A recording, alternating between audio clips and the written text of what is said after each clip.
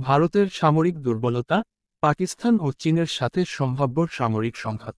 ভারতের উদ্বেগের কারণ, চীনের লাইন অফ অ্যাকচুয়াল কন্ট্রোলে ও পাকিস্তানের লাইন অফ কন্ট্রোলে সিমালটেনাস দুই ফ্রন্টের যুদ্ধ ঝুঁকি চরম আকার ধারণ করছে। সেই সাথে নতুন ফ্রন্ট হিসেবে বাংলাদেশ ও ভারতের গভীর চিন্তা বাড়িয়েছে, বিশেষ করে চিকেন নেক অঞ্চল এবং ফেনী অঞ্চল ঘিরে বাংলাদেশের অভ্যন্তরে কৌশলগত সামরিক ও বেসামরিক বিমান ঘাঁটিগুলোর পুনরায় চালু করার সিদ্ধান্ত ভারতের রাতের ঘুম কেড়ে নিয়েছে।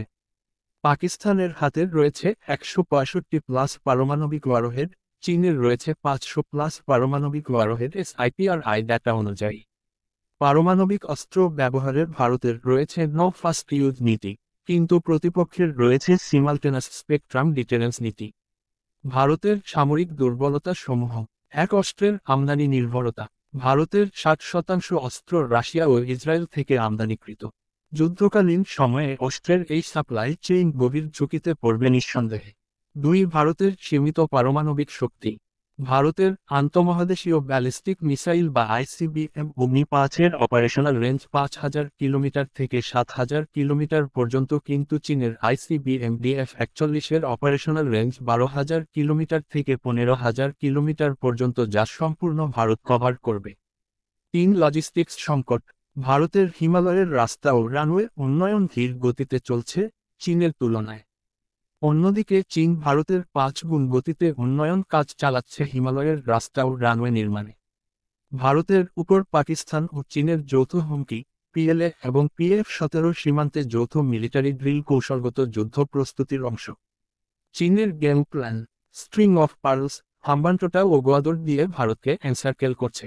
পাকিস্তানকে আর্মস এবং যুদ্ধ বিমান সাপ্লাই, বিশেষ করে Z-10 যুদ্ধ বিমান, টাইপ 052D ডেস্ট্রয়ার। পাকিস্তানের প্রক্সি গ্রুপসের অর্থায়ন ও সামরিক রসদ সরবরাহ। পাকিস্তান কাশ্মীরের সশস্ত্র গোষ্ঠী লস্কর-এ-তৈয়ব এবং জাইশ-ই-মুহাম্মদকে অর্থায়ন ও অস্ত্রের চালান ও রসদ সরবরাহ করে বলে ভারত দাবি করে। ভারতও তেমনি পাকিস্তানের বেলুচিস্তানে সশস্ত্র গোষ্ঠীদের অর্থায়ন ও অস্ত্রের চালান ও রসদ সরবরাহ করে থাকে।